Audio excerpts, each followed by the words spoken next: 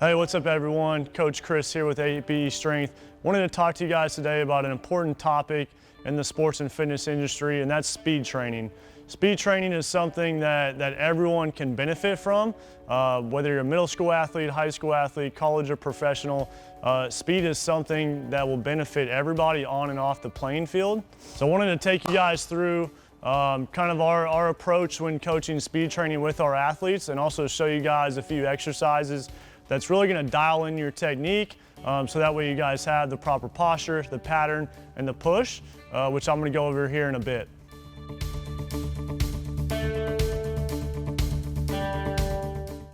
So our philosophy here at APE Strength when it comes to speed training is the 3 Ps of speed. And I got to give credit where credit's due. I did not popularize this. A guy by the name of Hunter Charneski did, who's a world-renowned speed expert. So if you guys want kind of more in-depth info on that, definitely check him out. But the first P is going to be posture. So posture always dictates performance.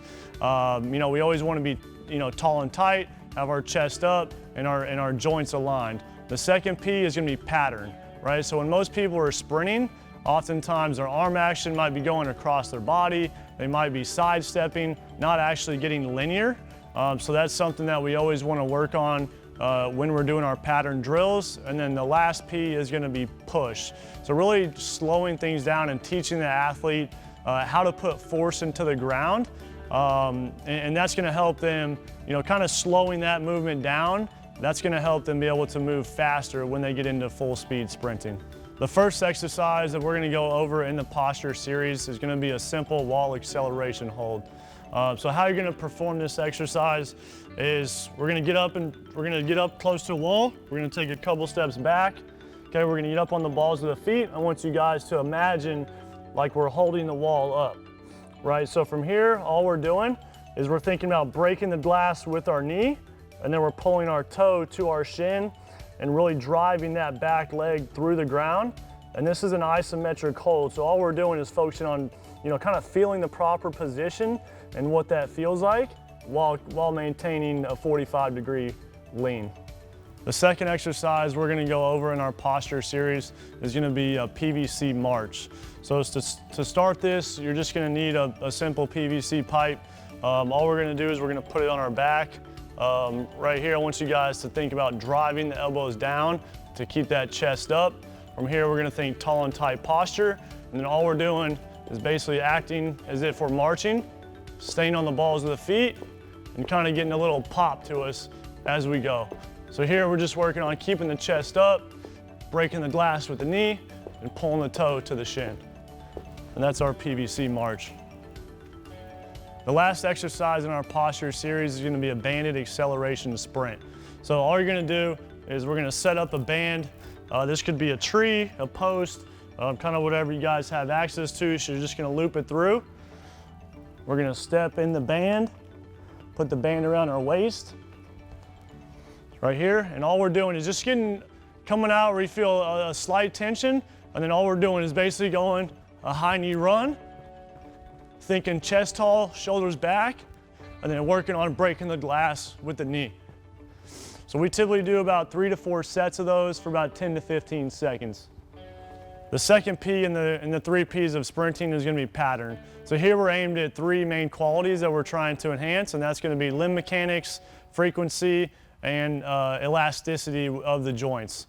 So I'm going to take you guys through 3 of our top used exercises that we use with most of our athletes, and kind of give you guys a behind the scenes look of how we train the pattern.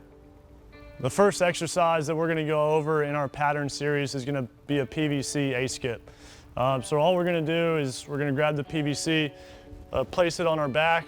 Okay, we're going to keep the upper back tight, really kind of think driving the elbows down to create that chest to pop out. So from here, all we're going to do is we're going to start with a march, just like that, and then we're going to start skipping with it here. And the main points that you guys want to focus on is keeping the chest tall, hips high, and then really kind of popping off the ground.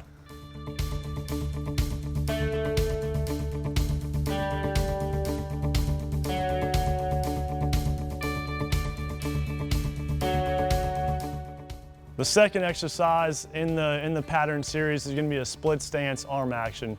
Arm action is something that's extremely underrated when sprinting. A lot of times you're going to see kids going across their body, their arms are going way out here, and this is something that we really want to dial in because this is going to have an effect on how fast our legs are moving and how well we're going to be able to cover ground. So in the split stance arm action, all we're going to do is we're going to start in a tall position. We're going to take a big step back, hinge at the hip, and then all we're doing from here is thinking cheek to cheek, and we can start slow. And then as we get more efficient, we can really start to speed up. So this is going to be critical in the acceleration phase for really maintaining that proper lean and really getting to drive out with every step. The last exercise in our pattern series is going to be called ankle stepovers. So here, all we're going to do is start in a tall position, and I want you guys to imagine that we're riding a miniature unicycle. So all we're doing is going here, okay, and then we're kind of getting that pattern down.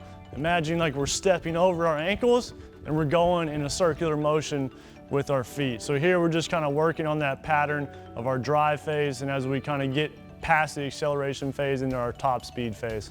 So one key point that you guys want to focus on when doing these drills is making sure that we're using the proper arm and leg action. So when our right knee comes up, our left hand should come up, and then vice versa. So left knee, right hand. So sometimes you'll see a lot of kids, and this is going to be primarily pre-pubescent kids who are going to be kind of running same arm and same leg.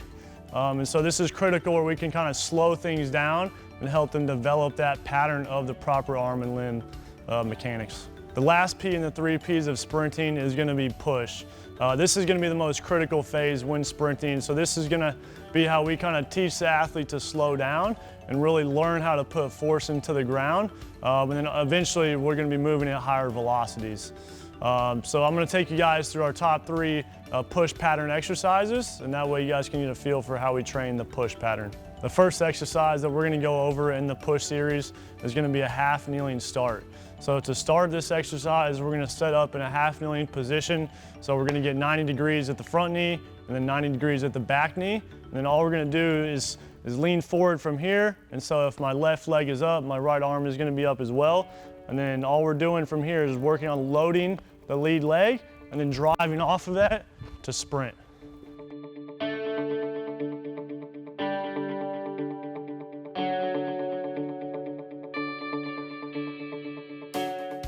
The second exercise that we're going to go over in the push series is going to be a sled push. So obviously we're going to need a sled for this one, but to set up for this one, what we're going to do is we're going to get our hands about 4 to 6 inches from the top, and then we're going to get in a nice forward lean, and then all we're doing is working on pushing and thinking about driving the turf behind us, and that's going to help with that drive phase when you're sprinting.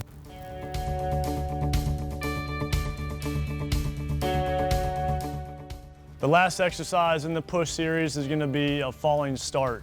So to set up for this exercise, we're going to assume a tall position. We're going to get up on the balls of our feet, and then what I want to instruct the athlete to do is to really lean, lean, lean, and then we're going to drive the knee up, thinking like we're breaking the glass and move into our acceleration phase. That's going to be the 3 Ps of speed training.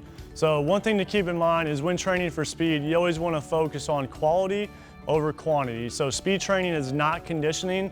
I know a lot of times, coaches are trying to make their athletes, super tired and thinking that that's going to get them faster, and nothing could be further from the truth.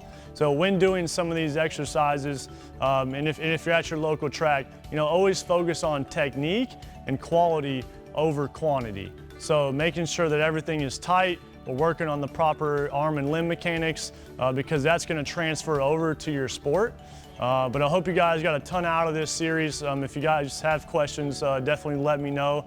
I hope you guys enjoyed it, and thanks so much for watching.